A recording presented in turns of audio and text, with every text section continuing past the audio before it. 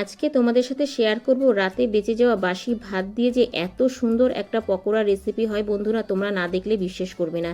এই পকোড়াটা সন্ধেবেলা চা কফির সাথে খেতে দারুণ লাগে বন্ধুরা। দেখতে থাকো আমার আজকের এই রেসিপিটা। বাই দ্য ওয়ে, আমি শম্পার ইউটিউব চ্যানেলে তোমাদের সবাইকে ওয়েলকাম। চলো দেখে নেওয়া যাক আমার আজকের এই রেসিপিটা। আমি এখানে 1 বাটি ভাত নিয়েছি বন্ধুরা, তবে এই ভাতটা কিন্তু রাতে বেঁচে যাওয়া বাসি ভাত। এটা দিয়ে আজকে তোমাদেরকে করে দেখাবো একদম ইউনিক একটা রেসিপি, ভাত দিয়ে পকোড়া। দেখতে থাকো তোমরা। এবার আমি এই ভাতটা সাইড করে রেখে দিলাম। আর এইদিকে দেখো আমি একটা মিক্সির বাটি নিয়ে নিয়েছি, তাতে দিয়ে দিচ্ছি 1/2 বাটি ছোলার ডাল। তবে এই ছোলার ডালটা কিন্তু আমি 2 ঘন্টা আগে ভিজিয়ে রেখেছিলাম বন্ধুরা। অবশ্যই ছোলার ডালটা 2 ঘন্টা আগে তোমরা ভিজিয়ে রাখবে। ছোলার ডালের মধ্যেই দিয়ে দিলাম আমি কেটে রাখা কয়েক টুকরো আদা, দিয়ে দিলাম সামান্য জল। এবার আমি এটাকে পেস্ট করে নেব। ফিরে আসছি পেস্ট করে। দেখো বন্ধুরা, পেস্ট করা হয়ে গেছে। তবে এই পেস্টটা কিন্তু একদম মিহি করার দরকার নেই, একটু দানা দানা ভাব থাকলেই হবে। এবার আমি এখানে একটা বড় কাচের বাটি নিয়ে নিয়েছি, তাতে আমি যেই ভাতটা নিয়েছিলাম সেই ভাতটা দিয়ে দিলাম। এবার এর মধ্যে আমি কিছু উপকরণ দেব। দেখো একটা বড় সাইজের পেঁয়াজ আমি এইভাবে লম্বা লম্বা করে কেটে দিয়েছি। দিয়ে দিলাম 2টো কাঁচা লঙ্কা কুচি, দিয়ে দিচ্ছি ফ্রেশ ধনেপাতা কুচি, দিয়ে দিলাম পরিমাণ মতো লবণ, দিয়ে দিচ্ছি 1/2 চামচ হলুদ গুঁড়ো, 1 চামচ চিলি ফ্লেক্স। চিলি ফ্লেক্সটা তোমরা অবশ্যই দেওয়ার চেষ্টা করবে বন্ধুরা, এতে খেতে ভীষণ টেস্টি হয়। দিয়ে দিচ্ছি 1/2 চামচ ধনে গুঁড়ো, 1/2 চামচ গোলমরিচ গুঁড়ো, আর 1 চামচ চাট মশলা,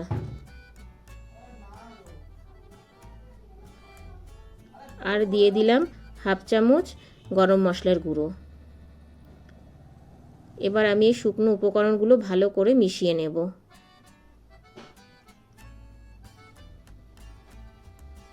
ভীষণ ইউনিক একটা রেসিপি বন্ধুরা।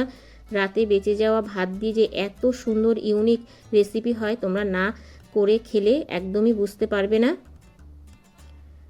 আমার মেশানো হয়ে গেছে। এবার আমি যে ডালটা মিক্সিতে বেটে রেখেছিলাম সেটা দিয়ে দিচ্ছি। তবে কিন্তু তোমরা অবশ্যই ছোলার ডালটাই নেবে। ছোলার ডালটা দিয়ে এই পকোড়াটা বানালে খেতে ভীষণ টেস্টি হয় বন্ধুরা। এবার হাতের সাহায্যে আমি ভালো করে এটাকে মেখে নেব। একটু সময় নিয়ে এটাকে ভালো করে মেখে নেবে। এই দেখো বন্ধুরা, এইভাবে আমি ভালো করে মেখে নিচ্ছি। মাখাটা আমার হয়ে গেছে। এবার আমি এর মধ্যে দিয়ে দেব 1/2 চামচ সাদা জিরে, আর ভর্তি করে 1 চামচ সাদা তিল। আবারও আমি তিল আর গোটা জিরের সাথে ভালো করে মেখে নেব। এবার কিন্তু পুরো মাখাটা আমার কমপ্লিট হয়ে গেছে বন্ধুরা। এবার আমি পকোড়ার শেপ দিয়ে নেব। তোমরা চাইলে যে কোনো শেপ দিয়ে নিতে পারো, তবে আমি এইভাবে গোল গোল করে পকোড়ার শেপ দিয়ে নিচ্ছি। ভীষণ টেস্টি আর ইউনিক একটা রেসিপি বন্ধুরা, অবশ্যই বাড়িতে একবার ট্রাই করবে। আশা করছি তোমাদের ভীষণ ভালো লাগবে। আর এইরকমভাবে করে তোমরা যদি খাও বাড়িতে, বারবার বলবে সন্ধেবেলা এই রেসিপিটাই করার জন্যে। এই দেখো আমার কিন্তু একটা হয়ে গেছে। এইভাবে সবকটা পকোড়া আমি রেডি করে নেব। 1 বাটি ভাত দিয়ে কিন্তু অনেকগুলোই পকোড়া হয় বন্ধুরা। এই দেখো সবকটা পকোড়া আমি করে নিচ্ছি।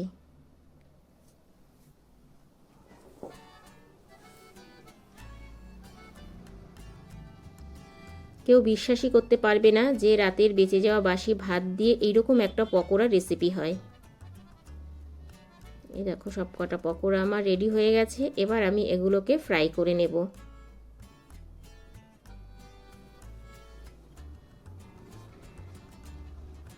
দেখো এখানে আমি গ্যাসে একটা কড়াইতে তেল গরম করতে বসিয়ে দিয়েছি। তেলটা কিন্তু গরম হয়ে গেছে। তবে হাই ফ্লেমে তেলটা গরম করে তারপরে গ্যাসের ফ্লেমটা লো করে দেবে। এবার আমি পকোড়াগুলো দিয়ে দিচ্ছি। তবে আমি সবগুলো একসাথে ভাজবো না বন্ধুরা, যে কটা আমার হবে সে কটা আস্তে আস্তে ভেজে নেব।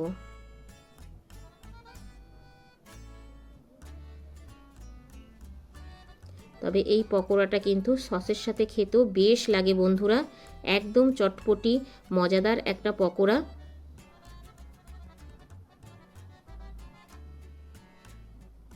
এইভাবে আমি উল্টে পাল্টে পকোড়াগুলোকে লাল লাল করে ভেজে নেব।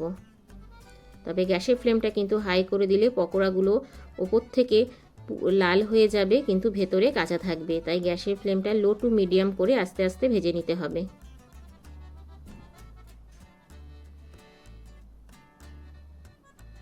ভীষণ একটা টেস্টি রেসিপি তোমাদের সাথে শেয়ার করলাম বন্ধুরা। ভালো লাগলে বেশি বেশি করে শেয়ার করে দিও, লাইক কমেন্টস করো। আর অনুরোধ রইল পুরো ভিডিওটা দেখার।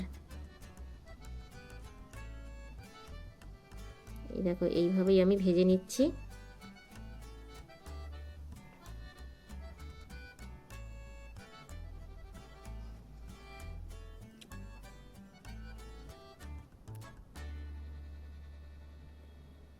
যতক্ষণ না লাল হচ্ছে পকোড়াগুলোকে এইভাবেই উল্টে পাল্টে ভেজে নিতে হবে।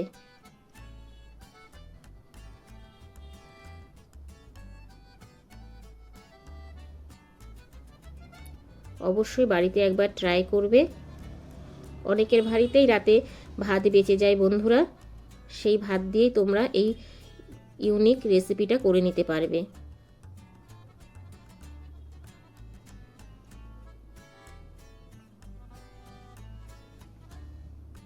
এই দেখো আমার পকোড়াটা কিন্তু ভাজা হয়ে এসছে।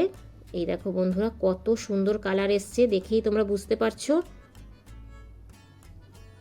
আর তিল দেওয়ার জন্য কিন্তু ওপর থেকে তিলটাও ভেসে যাচ্ছে, দেখতে কিন্তু একদম লোভনীয় হয়েছে বন্ধুরা। অবশ্যই তোমরা বাড়িতে একবার ট্রাই করবে।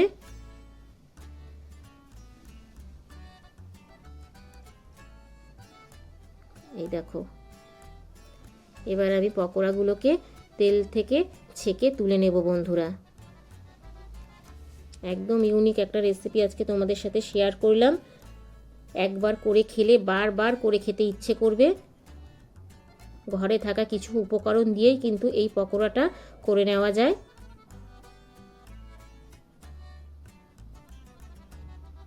এই দেখো বন্ধুরা আমি তেল ছেঁকে তুলে নিচ্ছি।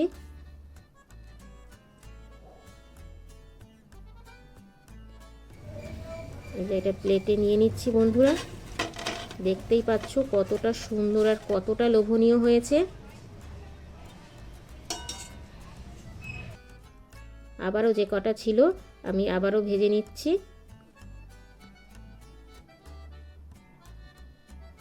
ভেজে আমি তুলে নিচ্ছি।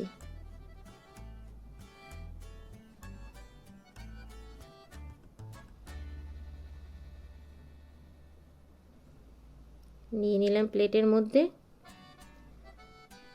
তা বন্ধুরা কেমন লাগলো আমার আজকের এই রেসিপিটা ছোট্ট একটা কমেন্টস করে জানিও, কারণ তোমাদের ছোট্ট ছোট্ট কমেন্টস আমাকে ভিডিও করতে অনেক বেশি উৎসাহ দেয়। একদম ইউনিক একটা রেসিপি, অবশ্যই বাড়িতে একবার ট্রাই করবে। বাই দ্য ওয়ে এতক্ষণ দেখছিলে শম্পার ইউটিউব চ্যানেল।